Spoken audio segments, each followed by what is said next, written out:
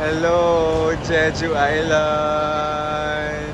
Hello guys! Annyeonghaseyo! Kumusta kayong lahat? This is Dave, the Kuripot Traveler. And for today's video, guys, kung tumutok kayo sa Korea vlogs ko recently, alam nyo naman na lumipad tayo patungong Jeju Island. This was for the spring season or cherry blossom season, kaya it was really one of my best trips ever.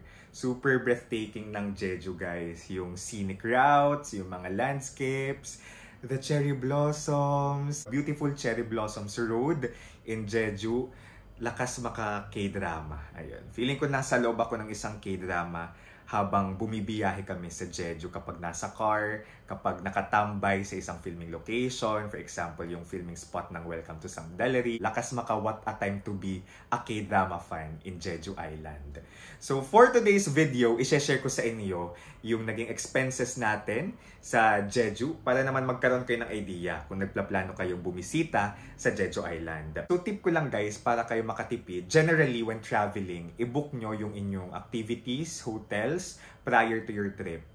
Alright? So yung flight ticket, i-book natin to like months before our trip. Yung hotel natin, we can book this via Klook. Yung hotel namin sa Jeju ay binook ko via Klook.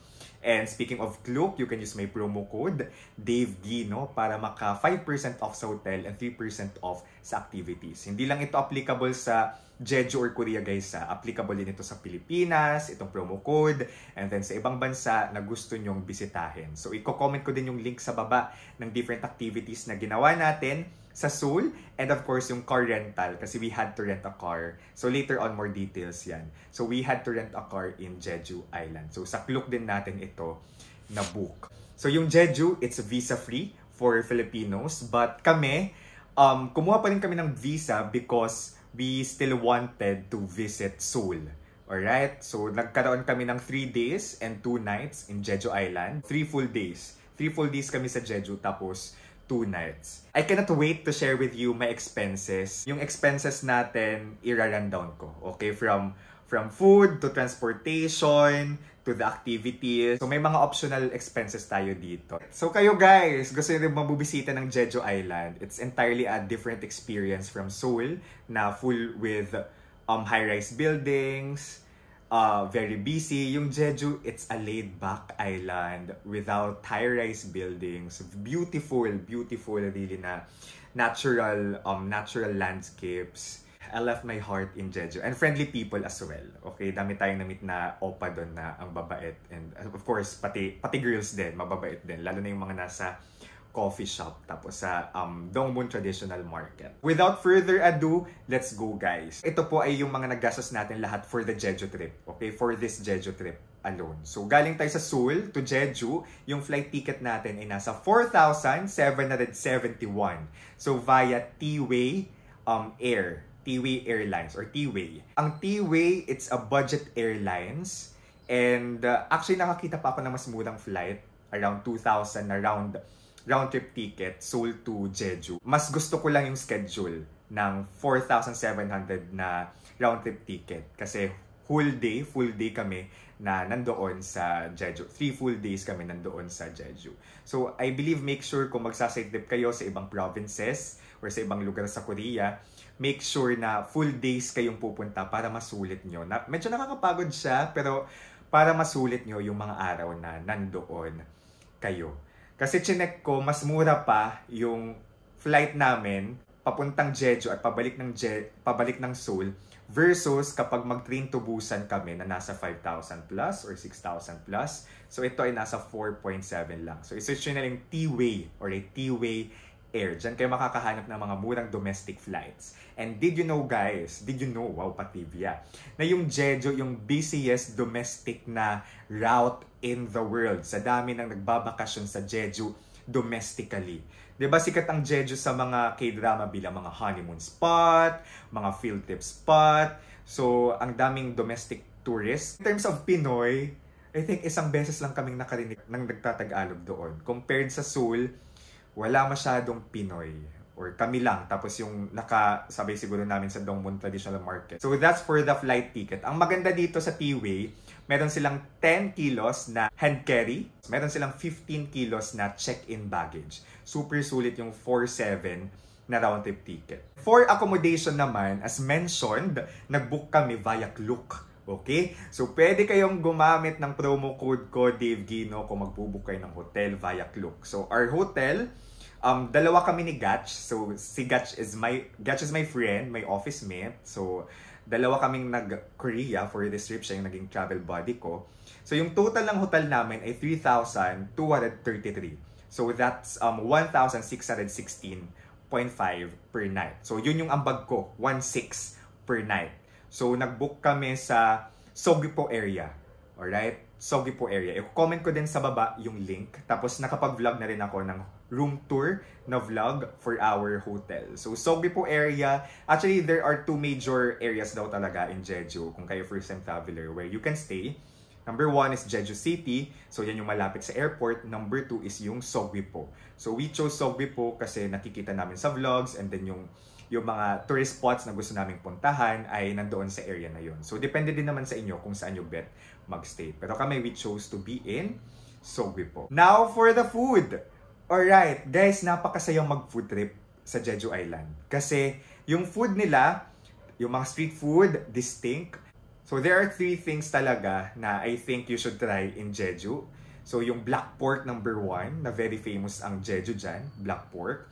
And then, yung tangerines, oh my goodness, yung oranges, doon ako nakita ng pinakamalaking oranges, tapos pinaka-sweet na oranges that I ever tasted.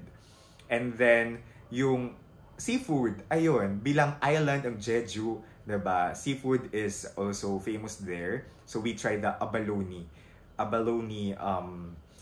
dumpling. Kahit medyo allergic tayo sa seafood, I had just to try it. At masarap naman. Alright? So, for the food, ang total gastos natin ay nasa 3,331.56. O ayan, very specific tayo dito. May mga point. So, nag-coffee hopping. Hindi naman coffee hopping, pero may mga pinuntahan tayong coffee. Nasa 1,222.68 pesos tayo sa total na expenses natin sa cafe. Yung una naming pinuntahan ay Ewol, The Sunset. Yung pangalawa ay Ord, na super aesthetics, guys. So, yung Korea talaga, not just Jeju, yung A-gaming nila nandoon, tinitake nila to another level yung aesthetics nila sa kanilang cafes. You're not just there for the coffee or for the food, but also for the ambience of the place. Ang gaganda ng mga cafes dito. So, naka 1-2 tayo sa total natin dito. So, may pastry na yan, tapos may drinks, and then, nagpunta din pala tayo sa Osulok. So, uminom tayo ng matcha latte sa Osulok. So, yung Osulok, that's the biggest producer of green tea in Korea. And it's in Jeju. So, nakatatlong coffee shops in Jeju. And traditional market food trip. Nag-food trip din tayo, guys, just like what we usually do in Myeongdong. So, nag-food trip tayo sa biggest traditional market in Jeju, which is Dongmun. So, ang dami nating nakain doon. Black pork, nag-orange juice, yung orange na naka-coat with melted sugar. Tama. Sarap, guys. Tapos dumplings. And then, nakitikim tayo ng lobster kay Gatch. And ang sasarap talaga. Yung mga pagkain doon na nakita ko sa Dongmun Traditional Market, ito yung mga pagkain hindi ko makikita sa Busan, hindi ko nakita sa Busan and sa Seoul. Very distinct lang talaga sa Jeju. Yung black pork, tapos yung abalone dumpling, tapos yung syempre yung oranges. For that food trip, naka 957.59 po tayo. May vlog din ako on that food trip na you can watch, alright? Para makita nyo naman yung itsura ng mga pagkain doon. Mga opang nagtitinda. Wow! Kumain din tayo 7-Eleven, guys, yung nasa airport na, nung pabalik na tayong Seoul. And yung mga snack, ganun. So, naka 220 tayo, 0.05 sa mga 7-Eleven food. Okay? So, mura lang naman yung mga food sa 7-Eleven.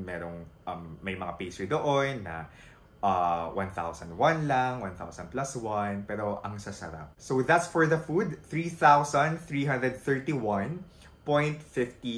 pesos. And now for the transportation, Guys, okay, may vlog din ako about car rental and about public transportation or bus para ma-compare ko yung convenience ng dalawa, yung experience ng public transportation and ng magka-car rental kayo. So kami guys ni Gatch, we chose to do the car rental. So si Gatch yung nag-drive for that 3 full days. Kasi ayun na nga, yun ang mga nababasa namin sa vlog, sa papanood sa vlog, na pinaka-convenient na transportation dito ay kapag may sarili kayong kotse doon, kayo magdadrive. Alright? So, si Gatch, kumuha siya ng driver's license, international driver's license for it. Well, sulit din naman niya yun kasi mag-US din siya. But, for the car rental, nakuha namin to sa Klook. Again, ko comment ko yung link sa baba. Yung total namin for 3 days, 7,140 pesos. So, naghati pa kami dito.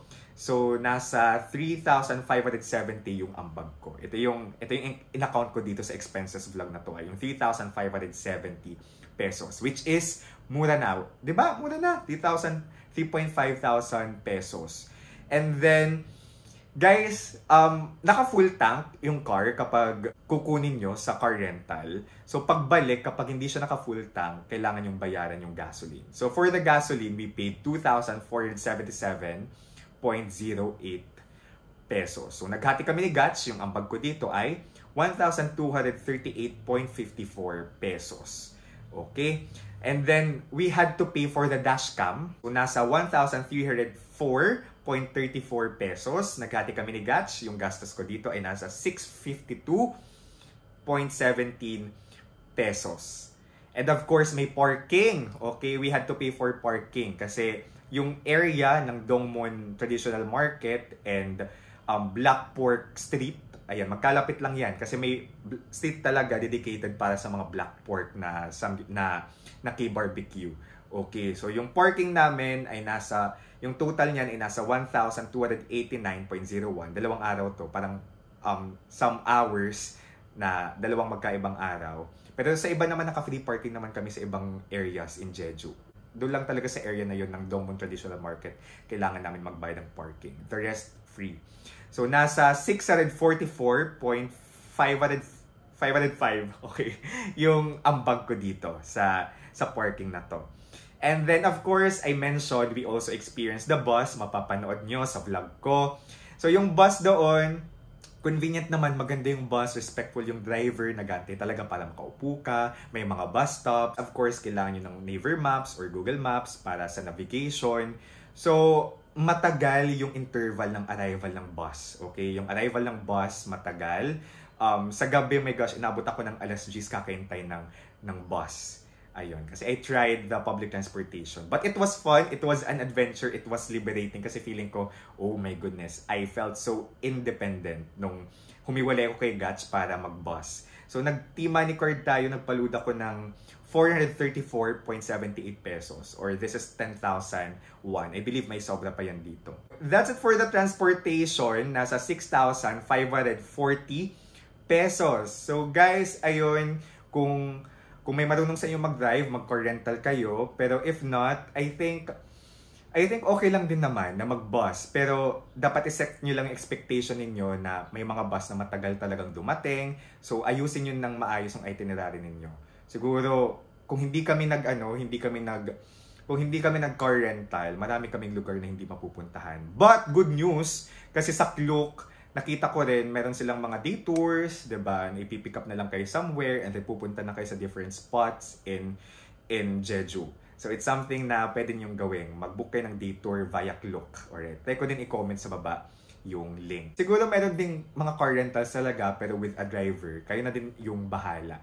But definitely, kapag nasa Jeju kayo, everything in Jeju, everywhere in Jeju, my heart is full kasi ang ganda.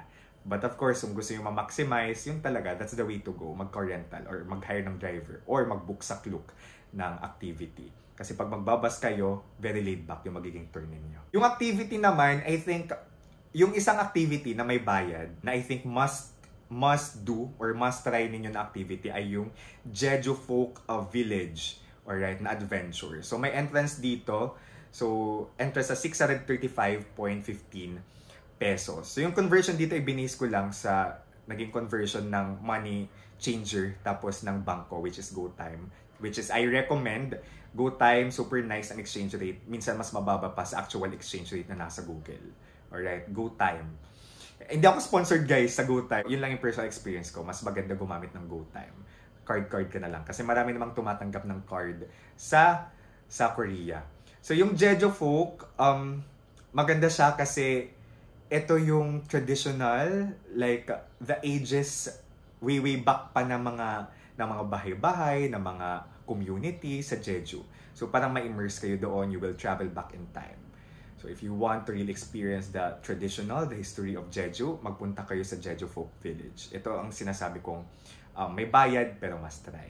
Okay? So from the flight, accommodation, ang food, transportation, activity, our total is 16,894.21 pesos. Okay? Nasa 16.8K. Ito yung I think essential.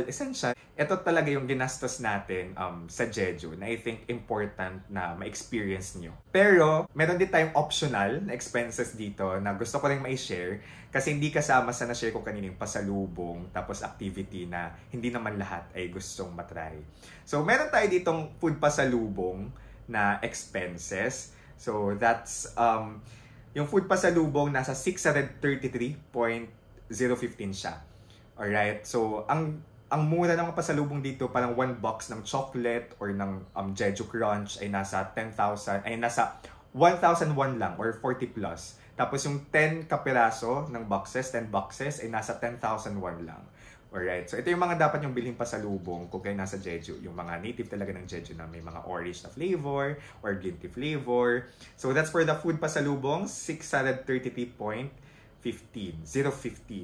And then for souvenir, ayan, bumili tayo ng Stone Grandpa ref magnet. So nasa 675.22 yung nagastos natin for the souvenir. So for the pasalubong at the souvenir, yung total natin ay 1,308.224. Ganon. So outside pa siya sa 16,894.21 na ginastos natin sa Jeju. Okay? Yung I think mga essential na gastusin sa Jeju. Isa pang optional expense or gastos na pwede nyong itry sa Jeju ay yung hot spring. So ito yung Sanbangsan Carbonate Hot Spring. So this is the first ever public hot spring in Korea. I mean in Jeju. So dito guys, mag-relax kayo after a very long day. It's not for everyone kasi kailangan maghubad talaga sa loob. Alam mo yon, yung public bathhouse experience. Sauna, wala kayong saplot, wala kayong suot at all. Kailangan nyo lang lakasan yung loob ninyo. This is something na I always try when I go to Korea kasi nakaka-relax and nakaka-liberate sa feeling na na-experience yung ganong culture. It's peak Korean culture. Para siyang onsen ng Japan. So yung gastos natin doon, yung entrance, 844.02 pesos. Okay? Optional expenses natin guys na pasalubong, souvenir, tapos hot spring, nasa 2,000. Yung total niya, 2,152.25 pesos. So yung masabi ko talagang essential, dapat yung gawin ng mga expenses or dapat yung i-book ng mga expenses. Again, nasa 16,894.21 pesos. But now with the optional na expenses, kung i-total natin siya, nasa 19,046.46 pesos. And now, yung Seoul ticket naman natin, syempre gusto ko din ma-share sa inyo since nasabi ko kanina pumasok tayo sa Seoul. Yung ticket namin, round trip ticket with baggage na ito ay nasa 8,284.73 pesos. So yung total with Seoul ticket, with the optional, with the essential expenses, nasa 27,331.19 pesos. And of course, since nasa Korea tayo, kailangan natin mag-navigate, mag-research, kailangan natin ng internet, kailangan natin ng SIM card. So yung SIM card natin, nabook natin via Klook. Comment ko sa baba yung link. So 10 days ito, unlimited.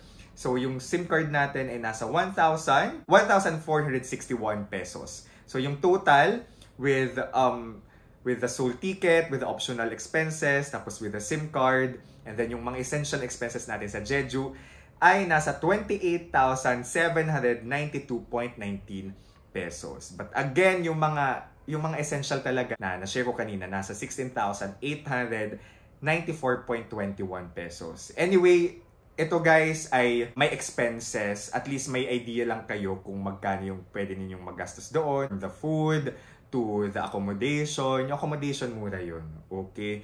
And again, makakamura kayo sa accommodation kung magbubook kayo via Klook using may promo code Dave Gino. Jeju Island, super must visit. Kapag mahaba yung time nyo sa Seoul, you might want to consider like going on a trip, side trip sa Jeju Island. Kasi very surreal. Very surreal maging traveler in Jeju. Napakaganda. Wala masyado akong Pinoy na nakita doon. So, dagdagan natin ng Pinoy doon, lalo na visa-free. I'm not really sure about the process from Manila mismo to Jeju. Pero you can search din naman online. Pero itong vlog na to ay from my experience. From Seoul to Jeju and then Jeju to Seoul. So, I hope nakatulong vlog na ito para kapag budget kayo, ma-plan nyo yung pangarap nyong Jeju trip. Kayo guys, pangarap nyo ba mag Jeju Island? Gusto nyo ba ng spring din? So ngayon, manood lang muna kayo ng vlogs kasi patapos na yung spring season. I mean, yung cherry blossoms, I'm not even sure kung meron pa at this point doon. Pero panoorin nyo lang muna yung vlogs ko. So sana kayo din ay makatapak sa Jeju Island. And share your experiences with me kasi napakaganda. Follow yung Facebook page ko, The Kuripo Traveler. Alright? So this is Dave, The Kuripo Traveler. And guys, to more countries that we'll visit, places in Korea that we'll visit, and let's live our best lives. Whoa! Bye-bye! Saranghe! Gagawa pa pala ako ng another vlog for my Jeju plus Seoul expenses. Alright? Yung total expenses ko for this year's Korea trip. Okay? Bye-bye!